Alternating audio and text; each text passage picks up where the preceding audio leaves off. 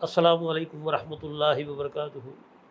اس سے پہلے تقریباً 2 یا 3 پروگرام میں متواتر کرتا رہا ہوں مذہب اور اسلام کا کمپیریزن دکھاتے ہوئے، جس میں میں نے آپ کو ہندو مذہب کا بھی دکھایا، عیسائیت کا دکھایا اور مذہب اسلام کا دکھایا۔ دین کی بات نہیں کروں گا، مذہب اسلام کا دکھایا، اور اس کے بعد پھر بتایا کہ دین کیا ہے۔ تو وہ الیوم اکملت لکم دینکم والی آیت کو لے کے میں چلتا رہا ہوں، تو یہ اسی کا حصہ ہے، مطلب اسی کی ایک کڑی ہے جس پہ لا کے میں کلوز کرنا چاہ رہا تھا۔ تو عموماً آپ نے سنا ہوگا کہ دوسرے مذاہب کو پڑھنے کے لیے علماء منع کرتے ہیں کہ توریت یا انجیل یا دوسری کتابیں ہندوؤں کی ان کی نہ پڑھی جائے، ورنہ گمراہ ہو جاؤ گے۔ یعنی کسی بھی غیر مذہب کی کتاب نہ پڑھو، بلکہ اپنی کتابیں پڑھو، اور اپنی بھی جس فرقے سے آپ کا تعلق ہو اس کو پڑھو۔ اچھا، اب اگر آج ہم موازنہ کریں گے تو آج میں کچھ چیزیں آپ کے سامنے رکھتا ہوں، تو یہ دیکھیں گے ہم کہ گمراہی اصل میں کہاں سے آ رہی ہے۔ یعنی ہم جب تلاش کریں گے تو ہمارے سامنے آئے گا کہ یہ منع کرتے ہیں سب کو کہ نہ پڑھو، اور یہ خود کہاں سے لے کر آئے یہ سارا مواد۔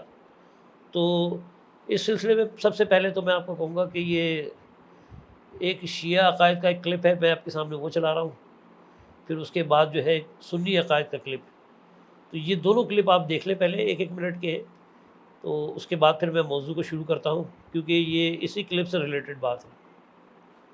اس نظام الہی میں اللہ تعالیٰ نے خلقت کا ایک نظام بنایا ہے۔ اس نظام میں آغاز یہاں سے ہوا کہ ایک نفس واحدہ اللہ نے خلق کیا ہے، خلقت کے قانون کے مطابق خلق کیا ہے، کمار سے نہیں بنوایا آدم کو۔ ہم یہ سمجھتے ہیں کہ کمار کی طرح پہلے مٹی گوندی گئی، پھر اس مٹی سے پتلا بنایا گیا، پھر اس کی ناک میں پھونک ماری گئی، وہ زندہ ہو گیا۔ یہ آپ کا اپنا کماری نظریہ ہے۔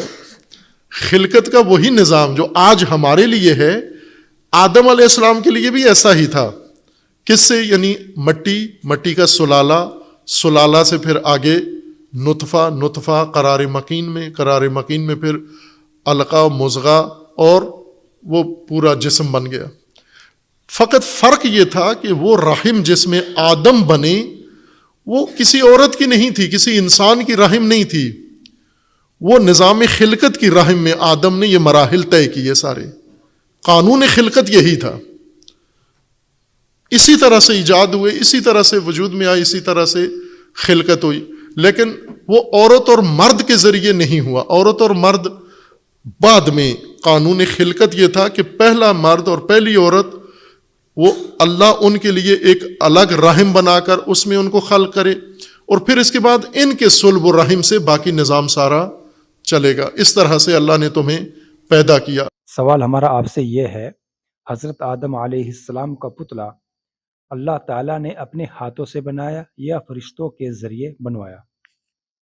دیکھیے، اللہ تبارک و تعالیٰ نے اپنی چاہت کو عملی جامہ پہناتے ہوئے حضرت آدم علیہ السلام کا پتلا اپنے ہاتھوں سے تیار کیا۔ ہاں جی، یہ کلپ آپ نے دیکھے۔ اب یہ ہم موازنہ کریں گے آج اس طرح سے کہ میں سب سے پہلے جو ابھی آپ نے سن لیا ہوگا کہ آدم کا پتلا، ٹھیک ہے، تو آدم علیہ السلام کا جو پتلا بنایا اور یہ سب کہاں سے آیا، پہلے تو ہم یہ دیکھیں گے۔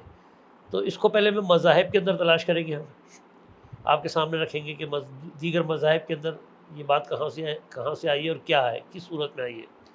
پھر اس کے بعد مسلمانوں میں یہ باتیں کس طرح سے آئی ہیں، ٹھیک ہے، اور اس کے بعد آخر میں ہم موازنہ کریں گے قرآن سے، یعنی پھر ہم اس کو لے کے چلیں گے دین کی طرف، یعنی پہلے بطور مذہب اس مسئلے کو ہم دیکھیں گے، اور پھر ہم جائیں گے بطور دین اللہ تعالیٰ کیا کہتا ہے، یعنی قرآن کے اندر۔ اچھا، قرآن کیونکہ ہم مانتے تو ہیں کہ قرآن جو ہے ایک مفصل کتاب ہے، اس میں ساری تفصیلات موجود ہے اور ضابطہ حیات بھی ہے، اور مطلب یعنی اس کو اگر ایک لائن پر اگر آپ آنا چاہتے ہیں ٹریک پہ، تو قرآن پہ ہم متفق ہو سکتے ہیں۔ اس بات کا اس عقیدے کو سب مانتے ہیں، بطور عقیدہ سب مانتے ہیں، لیکن جب اپنے عقائد کی بات کرتے ہیں تو اس بات کو بھول جاتے ہیں۔ تو سورہ نساء کی جو پہلی آیت ہے، عموماً یہ موضوع جو ہے اس کو لے کے چلتے ہیں، جیسے اللہ تعالیٰ کہتا ہے الذی خلقکم من نفس واحدۃ وخلق منہا زوجہا، یہ ہے وہ آیت جی۔ اب اس آیت کو لے کے یہ پتلے وتلے بننا اور بہن بھائیوں کی شادیاں کرانا، روایتیں لانا یا اسرائیلی روایتیں لانا، یہ سب وہاں سے چلتا ہے۔ تو سب سے پہلے میں دیگر مذاہب کے اندر، یعنی کہ ہندوؤں میں اور یہود و نصارہ میں، عیسائیوں میں اور یہودیوں میں کیا ہے، ہم پہلے ان کو لے لیتے ہیں۔ تو یہ پہلے یہ ہندو مت کے اندر جو ہے وہ یہ کانسیپٹ ہے پرجاپتی کا۔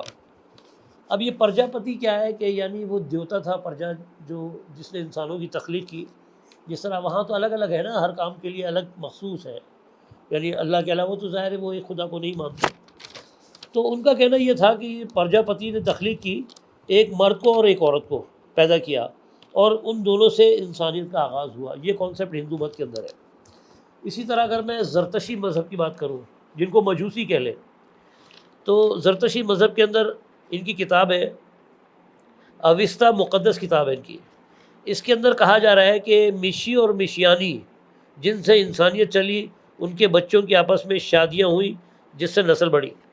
اچھا، اب یہ جو بچوں کی شادیاں، ہمارے یہاں بھی یہ باتیں کہی جاتی ہیں کہ آدم علیہ السلام کی جو ہے نا، وہ ایک لڑکا لڑکی صبح ہو رہے تھے اور ایک شام میں ہو رہے تھے، شام والوں کی صبح سے شادی، صبح والوں کی شام سے شادی۔ یہ اکثر آپ نے سنا ہوگا، یعنی بیٹا بیٹی کی آپس میں شادی ہو رہی تھی۔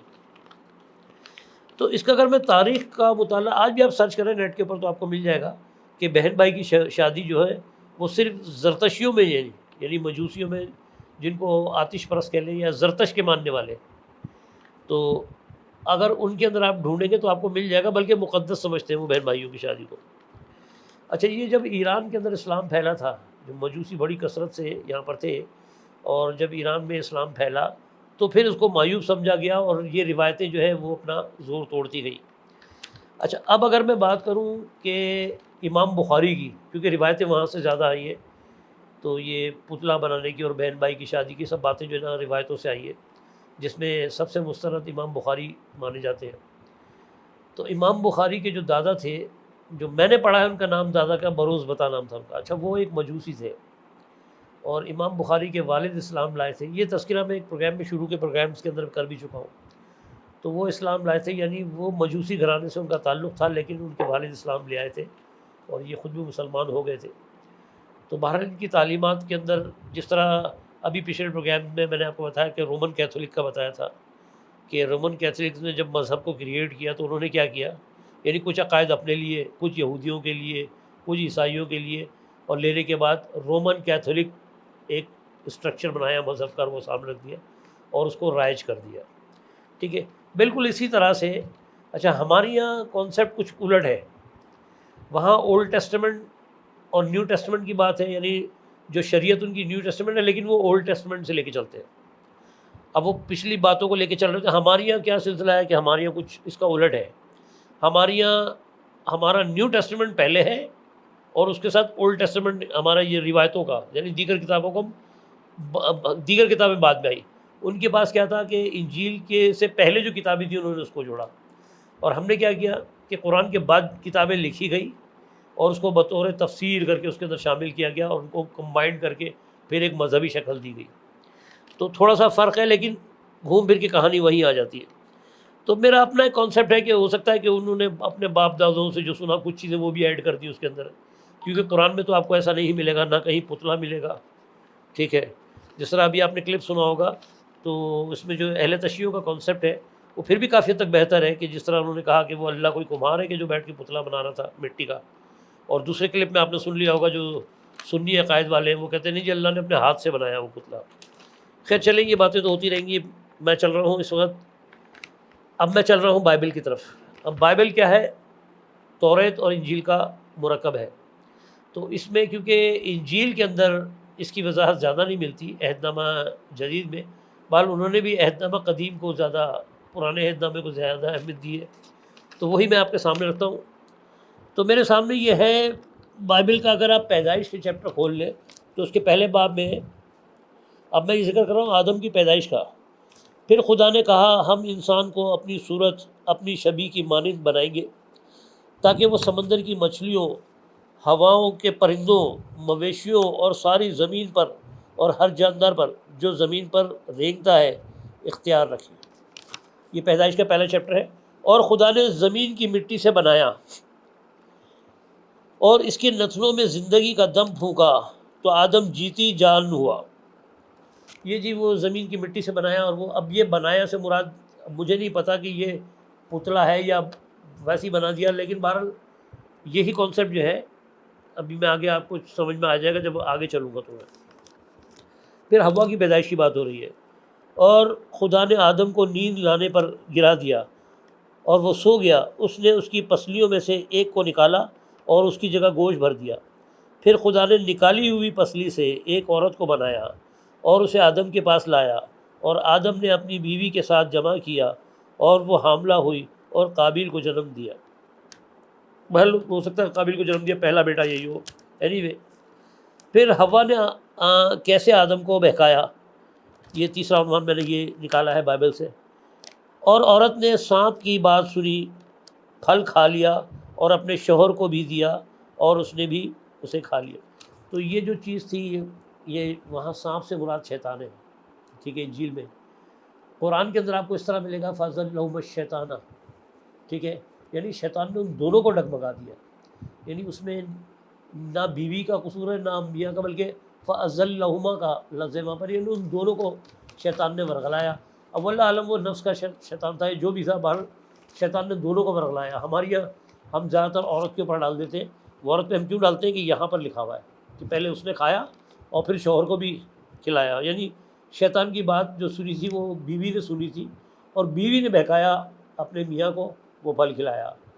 تو کہنے کا مطلب یہ ہے کہ یہ بات بھی دور ہو جاتی ہے قرآن کی اس آیت سے کہ فَأَزَلَّهُمَا الشَّيْطَانُ، کہ شیطان نے تو دونوں کو ورغلایا تھا، یعنی دونوں کے نفس نے ان کو ورغلایا اور غلطی دونوں کی تھی۔ تو ہم ہوا پہ ڈال دیتے کہ ہوا، اب یہ ہوا لفظ تو قرآن میں ہے نہیں، یہ سب ہم نے یہی سے لیا ہے۔ یہ میں نے آپ کے سامنے رکھا، آپ کے سامنے میں ہندو مت کا بھی میں نے تھوڑا سا ذکر کر دیا ہے، زرتشی بھی ذکر کر دیا، اور میں نے آپ کو کچھ بائبل میں سنا دیا۔ تو اب یہ میں رکھ رہا ہوں۔ اب میں آتا ہوں آپ سے بات کرتا ہوں، یہ بات میں نے جو کی تھی یہ بطور مذہب بات کی تھی اسلام کو، اب میں اسلام کو بطور دین بات کروں گا، یعنی اب میں قرآن کی طرف آتا ہوں۔ تو یہ جو آیت ہے جس میں الذی خلقکم من نفس واحد والی بات تھی، جو کہ ایک نفس واحد سے پیدا کیا، وخلق منہا زوجہا، اور اسی میں سے بیوی نکالی، یہ ایک تصور لیا جاتا ہے۔ تو یہ غور طلب بات ہے کہ سب سے پہلے تو میں یہ دیکھوں گا کہ اللہ نے اپنے آپ کو بھی نفس کہا ہے قرآن میں، یا ہم سب نفس ہو گئے، اللہ جو ہے اس کا تعلق نفس سے نہیں ہے۔ تو ایسا نہیں ہے، اس کے لیے آپ سب سے پہلے میں آپ کو کہوں گا، بلکہ سورہ آل عمران کے اندر ملے گا آپ کو، وَيُحَذِّرُكُمُ اللَّهُ نَفْسَهُ، تو یعنی اللہ نے تم کو ڈرایا اپنے نفس سے، یعنی اپنی ذات سے۔ اب یہاں نفس یعنی کہ ذات، تو اللہ بھی ایک ذات ہے اور قرآن میں اس کا ذکر ہے۔ تو جب ہم نفس واحد کہیں گے تو نفس واحد صرف اللہ کی ذات ہی ہے، یعنی باقی ہم واحد میں نہیں آتے، کیونکہ اللہ تعالیٰ نے جو ہے انسان کو واحد کسی کو نہیں کہا، جیسے قل هو اللہ احد، یعنی کہو اللہ ایک ہے، تو واحد صرف اللہ ہی ہے۔ اب اس آیت کو لا کے، جبکہ اس آیت کے اندر کہیں بھی آدم کا ذکر نہیں ہے، وہاں لفظ جو ہے میں نے ابھی آپ کے سامنے 2 دفعہ یہ آیت پڑھی ہے، میں تیسری دفعہ پھر پڑھ دیتا ہوں۔ الذی وہی ہے، خلقکم، جس نے تم سب کو بنایا۔ خلقہ کہا نہیں ہے یہاں پر، یہاں آدم کا کوئی ذکر نہیں ہے، بلکہ پہلی پیدائش کی بات ہو رہی ہے کہ لوگوں کی، انسانوں کی پہلی پیدائش، تو وہ جمع کی صیغے میں بات ہو رہی ہے، خلقکم، ٹھیک ہے، تم سب کو بنایا نفس واحد، یعنی ایک واحد ذات نے بنایا۔ وخلق منہا زوجہا، اب یہ وخلق، اب یہ 2 باتیں ہو جاتی ہیں، ایک تو بنانے والا واحد، اور دوسرا اب یہ والی بات جو پکڑ لیتے ہیں نا، وخلق منہا زوجہا، کہ اسی میں سے، تو اب یہ پسلی وسلی سب یہاں چلے گی، ایسا نہیں ہے۔ دیکھیں میں اس کی بھی آپ کو دلیل دیتا ہوں قرآن سے ہی، کہ اب یہاں پر بتانے کا مقصد یہ ہے کہ اسی مخلوق میں سے اس کا جوڑا بنایا، منہا زوجہا، اس کا زوجہ جو اس کا جوڑا ہے وہ اسی مخلوق میں سے ہے، یہ کوئی فرشتوں میں سے نہیں ہے، جنات میں سے نہیں ہے، بلکہ انسانوں میں کی بات ہو رہی ہے کہ انسانوں میں سے ہی عورت بھی ہے۔ اب اس کی دلیل اگر آپ لینا چاہتے ہیں سورہ انبیاء کے اندر آپ آ جائیں، تو وہاں اللہ تعالیٰ کہہ رہا ہے واللہ جعل لکم من انفسکم ازواجا، اب یہاں کہہ رہا ہے کہ واللہ وہی اللہ ہے، جعل لکم، اب یہاں بھی کم ہے، جعل لکم من انفسکم ازواجا، تمہاری نفسوں میں سے تمہارے جوڑے بنائے، ازواجا، وہاں بھی منہا زوجہا تھا، یہاں انفسکم ازواجا یعنی تمہاری نفسوں میں سے ہے جوڑا، یعنی اگر مرد ہے تو عورت ہے. اور اللہ تعالیٰ نے قرآن میں کئی جگہ کہا ہے کہ ہم نے ہر چیز کے جوڑے بنائے. تو اب یہ اللہ کو یہ محدود کر دینا، یہ بات بتانے کے لیے کہ نہیں جی اللہ، یعنی اللہ بھول گیا تھا کہ اللہ نے آدم کو تو بنایا، پھر ہوا یاد آئی اس کو کہ بیوی بھی ہونی چاہیے، پھر بیوی کو بنایا، پھر ان سے نسل کشی کی، اور پھر اللہ کو یاد نہیں تھا تو اللہ نے پھر جناب وہ حرام کی شادیاں ہوتی رہی. یعنی اس حوالے سے تو میں کہتا ہوں شیعہ پھر بھی بہتر ہے، وہ اس چیز کو نہیں مانتے. تو کہنے کا مطلب یہ ہے کہ یہ سب جو باتیں ہیں ایسی قرآن میں کچھ نہیں ہے. قرآن تو بہت کلیئر ہے. قرآن کے اندر میں آپ کو کہوں گا کہ اللہ تعالیٰ نے جتنے بھی انبیاء ہیں ان کو یعلم الکتاب والحکمہ کہا، یعنی کتاب کے ساتھ حکمت بھی دی ہے. اب حکمت کیا ہے؟ حکمت ہی اس کی تفسیر ہے، حکمت ہی اس کے اندر جو ہے، جو پوشیدہ ہے، جو اس کا فلسفہ ہے، یہ آپ کو قرآن میں ہی ملے گا، یہ قرآن سے باہر کہیں نہیں ملے گا. تو ہم فلسفہ کہیں اور سے اٹھا کے لائیں اور آیت کو لا کے اس کو جوڑیں اور اس کی تشریح بیان کر کے اس کی شکل ہی چینج کر دیں. تو اس سے پہلے شاید آپ کو یاد ہوگا کہ ایک پروگرام میں نے ایک آیت پڑھی تھی، میں اس کو یہاں رکھ کے آج وزن پہ اس کو پورا کر دوں پہلے اس بات کو، پھر بتاتا ہوں کہ یہ آیت میں یہاں کیوں رکھنا چاہ رہا ہوں. تو اب یہ ساری باتیں جہاں چل رہی ہیں وہاں پر آدم کا ذکر نہیں ہے، بلکہ خلقکم کا لفظ چلا ہے وہاں پر. سورہ نوح کی ایک آیت جو میں اس پہ ایک پروگرام کر چکا ہوں، واللہ انبتکم من الارض نباتا، یہ آیت میں نے اس میں بیس بنائی تھی کہ واللہ انبتکم، وہی اللہ ہے جس نے انبتکم، اب یہاں پر اگایا کی بات ہو رہی ہے. انبتکم جیسے نباتا، انبتکم یعنی تمہیں اگایا، من الارض زمین سے، نباتا جیسے نباتات اگتی ہیں اس طرح سے. اس کی اگلی آیت میں آپ کو مل گا ثم یعیدکم فیہا وَيُخْرِجُكُمْ اخراجا، اور پھر دوبارہ تم کو اسی زمین میں جانا ہے، یعنی دوبارہ اسی مٹی میں اللہ تعالیٰ تم کو لے کے جائے گا، پھر اسی مٹی سے نکالے گا.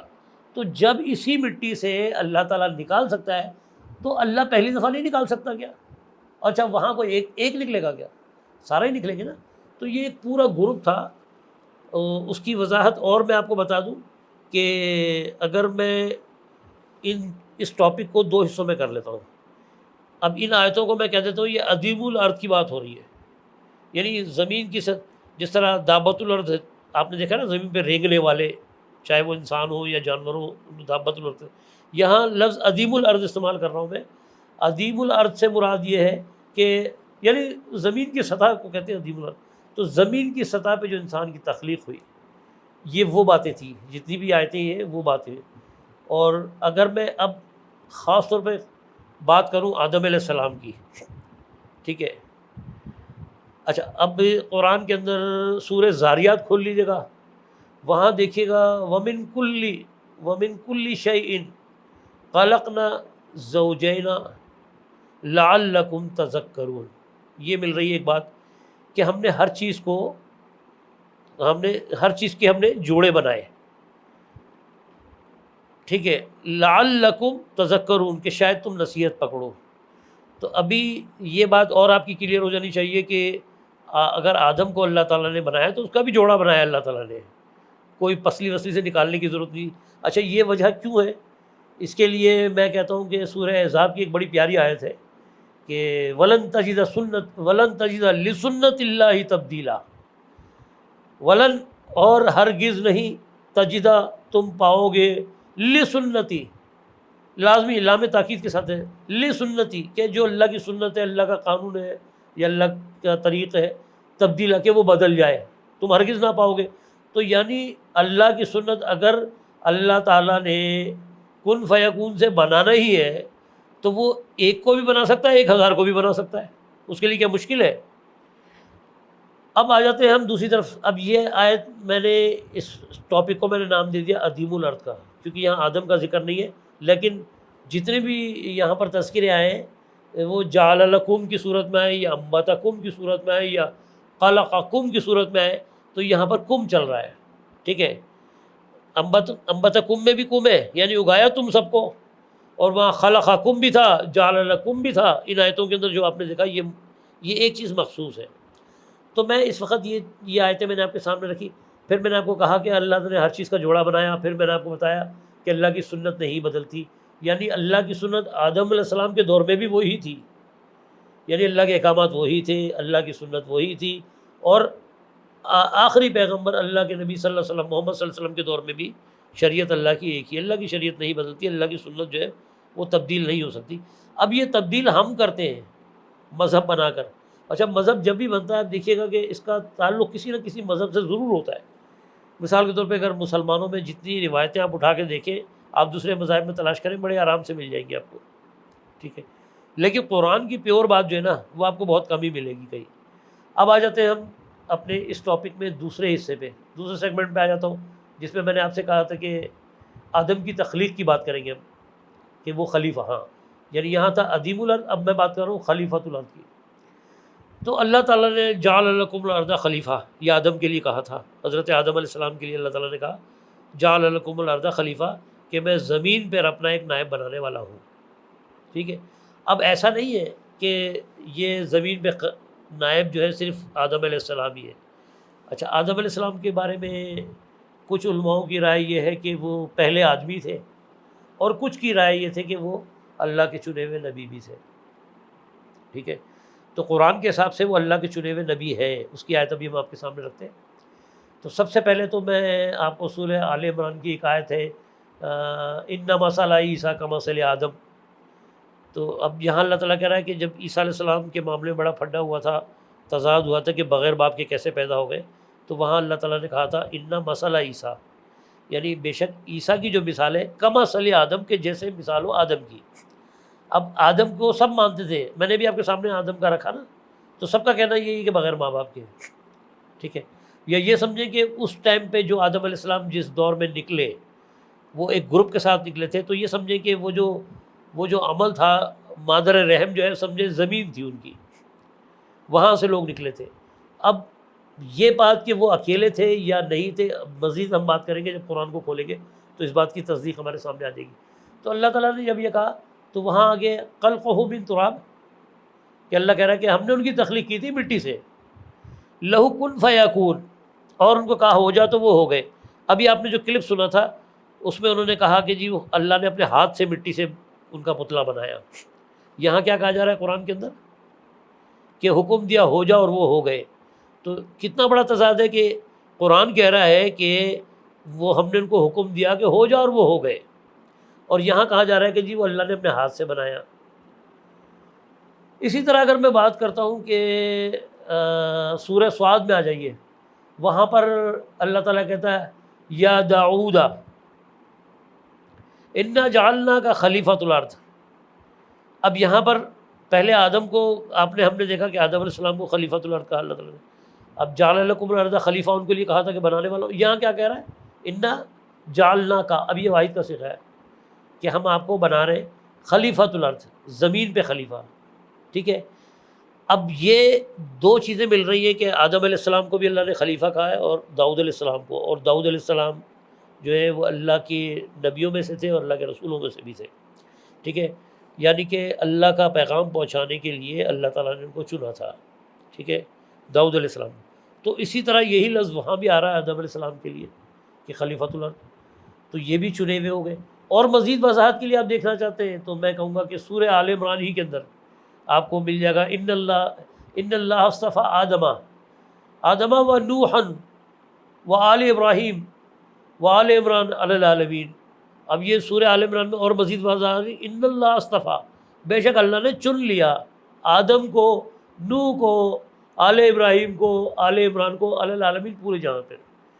تو اب یہ کتنا واضح ہو گیا کہ آدم علیہ السلام اگرچہ وہ اکیلے آدمی تھے، تھوڑی دیر کے لیے تصور کر لیں، جس طرح سب کہہ رہے ہیں ہم بھی مان لیتے ہیں چلو جی وہ اکیلے آدمی تھے، اور پھر وہ ان کی بعد میں نسل بڑھی تو پھر وہ نبی بنے گے۔ ایسا نہیں ہے، کہ جب اللہ تعالیٰ کوئی فیصلہ کرتا ہے تو اللہ کا فیصلہ اتنا کمزور نہیں ہوتا، تو جب اللہ نے ان کو نبی بنانا ہے تو ظاہر ہے جن کے اوپر نبی بنانا ہے ان کو بھی لانا ہے اللہ نے۔ تو وہ جس طرح میں نے ابھی آپ کو عدیم الارض کے حوالے سے کچھ آیتیں نکالی تھی، اور یہاں میں خلیفۃ الارض کی بات کر رہا ہوں، تو گروپ کی صورت میں وہ سب نکلے اور وہ اکیلے نہیں تھے، وہاں بھی جمع کا صیغہ ہے کہ جہاں اللہ تعالیٰ نے زمین سے انسانوں کو نکالا، اور اللہ پھر نکالے گا۔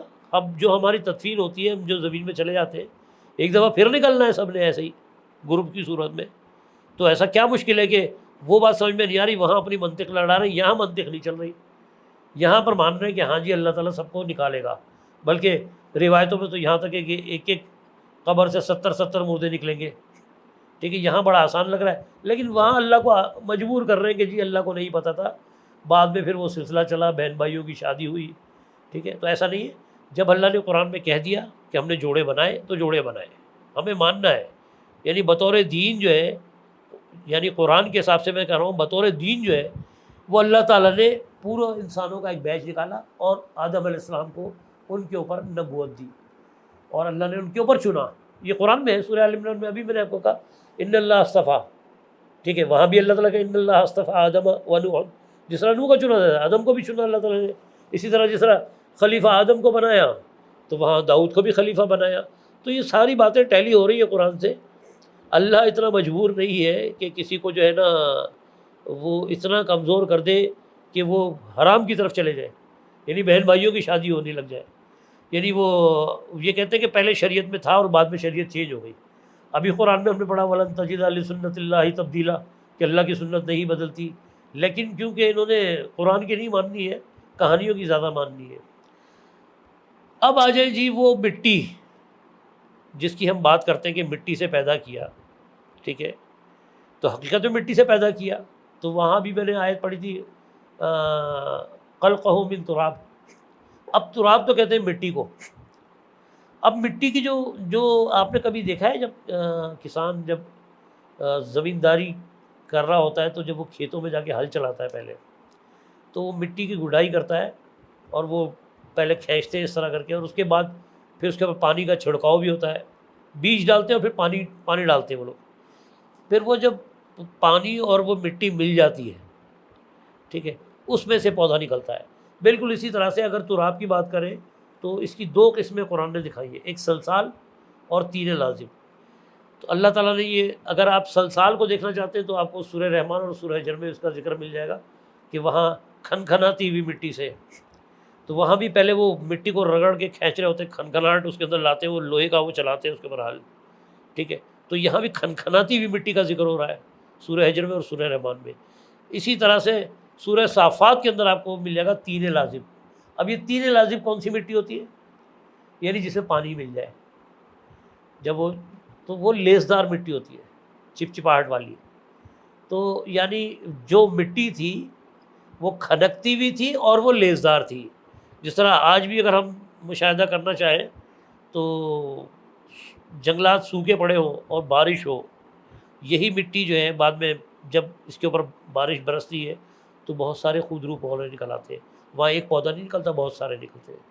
تو اسی طرح جب اللہ تعالیٰ نے قرآن کے اندر اس مٹی کا بھی ذکر کر دیا ہے، ٹھیک ہے، کوئی پتلا نہیں بنایا، مٹی کی قسمیں بھی بتا دی اللہ تعالیٰ نے کہ صرف مٹی تو تراب ہو گئی، یعنی وہ دو قسمیں جو مٹی کی، ایک تو کھنکھناتی ہوئی مٹی جاندار مٹی ہوتی ہے، جس طرح آپ نے دیکھا ہو بعض جگہ کی زمین بنجر ہوتی ہے اور بعض جگہ بڑی جاندار مٹی ہوتی ہے، تو کھنکھناتی ہوئی مٹی یعنی جاندار مٹی تھی، اور تین لازم اس مٹی کو کہتے ہیں کہ جس کے اندر لیس پیدا ہو جائے۔ تو بعض نے ترجمہ گارے کا بھی کیا ہے، گارے سے، تو گارا بھی یہی ہوتا ہے، اگر مٹی میں پانی ملاؤ تو گارا بنتا ہے۔